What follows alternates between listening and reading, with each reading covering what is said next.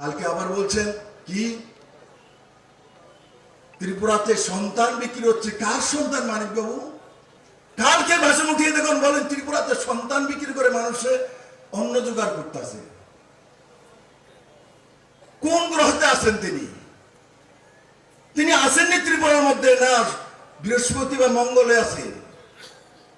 উনি কোন স্বপ্ন দেখেছেন ভোরবেলা? বলুন তো, আরে কোথায় ভাই ত্রিপুরা রাজ্যের মধ্যে মানিক বাবু তো আজকে প্রায় 2 বছর উপর হয়ে গেছে মুখ্যমন্ত্রী। কোন জায়গাতে কেউ যদি বলতে পারে ত্রিপুরাতে শিশুকে বিক্রি করতে, রাজনীতি ছেড়ে দেব?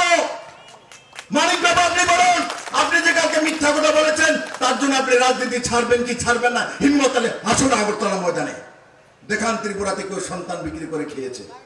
ভাউতাবাজি, মিথ্যে কথা, ত্রিপুরা মানুষকে মিথ্যে কথা বলে রাজনীতি করেছেন। তখন বিপ্লব দেব ছিল না বলে করে নিয়েছেন, কারণ কি আপনাদের ব্রিটিশ